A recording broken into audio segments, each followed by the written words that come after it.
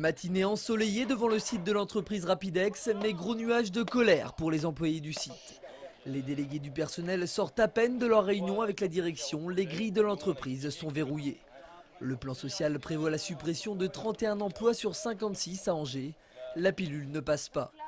Ce matin, la direction a bien proposé quelques avancées sur les mois de salaire qu'elle pourrait payer, mais rien n'y fait, refus catégorique des salariés. Pour eux, ils ont fait un petit pas, mais on considère que c'est vraiment par rapport aux possibilités du groupe, que c'est vraiment infime. C'est net, hein, on ne sait pas. Faut pas céder à une négo comme ça. Résultat, les salariés rejettent cette proposition et demandent la tenue de nouvelles négociations. La direction, elle, refuse tout nouveau dialogue sous la pression. Cette façon de croire qu'on négocie n'est plus du tout acceptable et ça suffit vraiment. C'est une première en Anjou. Jamais des salariés en colère en étaient arrivés jusqu'à séquestrer leurs dirigeants. Mais les employés de Rapidex sont prêts à aller jusqu'au bout.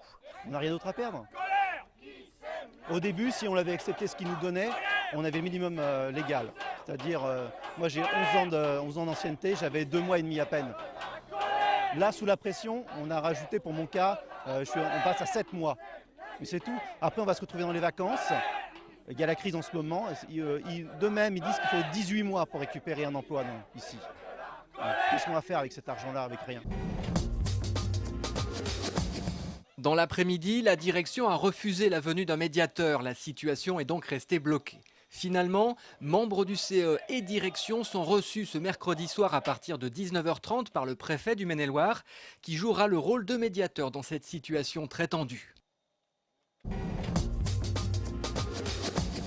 Comme nous vous l'annoncions hier soir, 2 personnes originaires du quartier du Grand Pigeon à Angers feraient partie des victimes du crash de l'Airbus A310 qui s'est abîmé au large des Comores. Une mère de 45 ans et sa fille de 17 ans, d'origine comorienne, parties rejoindre le papa sur l'île pour les vacances. La communauté comorienne d'Angers, qui compte environ 150 membres, est sous le choc. Ici, on préparait les festivités du 6 juillet pour la fête de l'indépendance. On attend désormais de nouvelles informations pour organiser un rassemblement en la mémoire des victimes.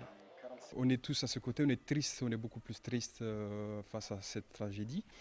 Donc on espère bien si d'ici là, donc on a des informations comme quoi si on va faire des prières même, on va faire des prières pour que Dieu aussi aide cette famille.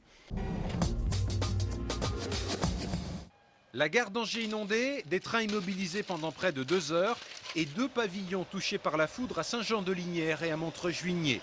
Voilà les dégâts les plus spectaculaires provoqués par le violent orage qui s'est abattu hier en toute fin d'après-midi sur l'agglomération angevine. Les sapeurs-pompiers ont reçu près de 350 appels et sont intervenus au total sur une 50aine de sites différents. Tous ces incidents n'ont heureusement provoqué que des dégâts matériels. Selon les relevés de Météo France, il est tombé 28 mm d'eau en 1h30 hier après-midi sur Angers et sa région. Il y a quelques semaines, les projecteurs de l'actualité s'étaient braqués sur Segré. Dans cette sous-préfecture du nord du département, Jessica et Virginie, 2 jeunes filles lesbiennes, avaient en effet été victimes d'agressions et d'intimidation de la part d'une vingtaine de jeunes. Hier soir, à l'initiative de plusieurs associations, près de 60 personnes ont défilé dans le centre-ville de Segré, de la place de la République à la mairie, pour leur manifester leur soutien. Les jeunes filles ont déménagé, elles sont toujours dans la région, elles travaillent sur Segré, elles vont mieux parce qu'elles ont pu se reposer, elles ne sont plus sous tension, mais finalement c'est toujours symboliquement les victimes qui sont obligées de partir et pas les fauteurs de troubles. Une délégation a été reçue en mairie avant de se rendre en sous-préfecture.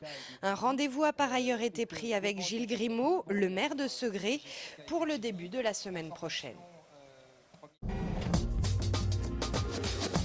Lorsqu'on pousse, on est à des vitesses qui sont aux alentours de 35 mètres heure. Ce n'est pas une lubie provoquée par la chaleur excessive de ce mercredi.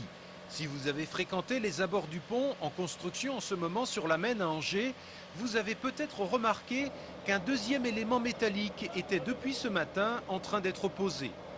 Au total, 5 sections de ce type seront assemblées pour former un tablier long de 293 mètres qu'utilisera le tramway de l'agglomération angevine. Cette partie du chantier sera terminée à la mi-octobre.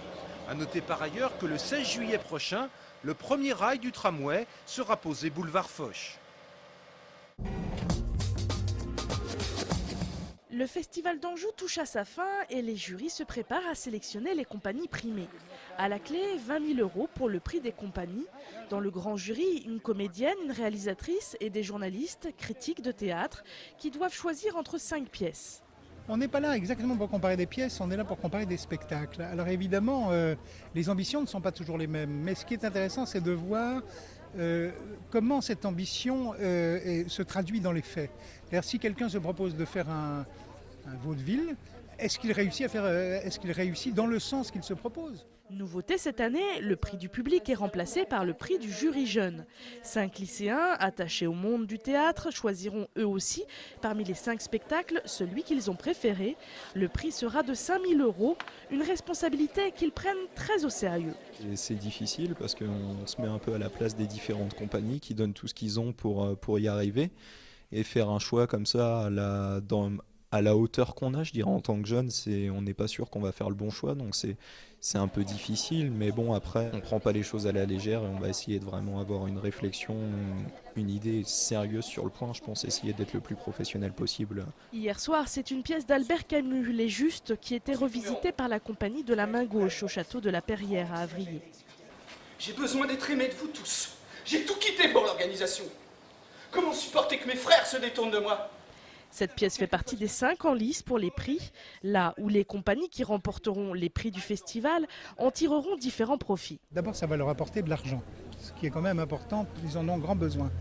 D'autre part, ça peut leur fournir un tremplin, il y a quand même des journalistes parmi nous, on va en parler, ça risque de créer le buzz, comme on dit aujourd'hui. Arnaud Denis, par exemple, avait remporté un prix il y a 2 ans au Festival d'Anjou, ce qui l'a aidé à monter des pièces. Je repense à Arnaud Denis qui a fait Les Fourberies de Scapin il y a quelques années, qui a pu, grâce au prix, monter l'Ingénu de Voltaire, qui l'a remontré au Festival d'Anjou et qui était un énorme succès dans la saison à Paris. Et cette espèce d'aide qui est quand même importante, 20 000 € pour une jeune compagnie, c'est une somme importante. Ça a permis à des spectacles d'exister, donc je trouve que ça fait partie de notre mission aussi au Festival d'Anjou d'aider ça. Le Festival d'Anjou 2009 s'achèvera dans quelques jours, le 4 juillet. C'est en fin de semaine que le grand jury et le jury jeune délibéreront et remettront les prix.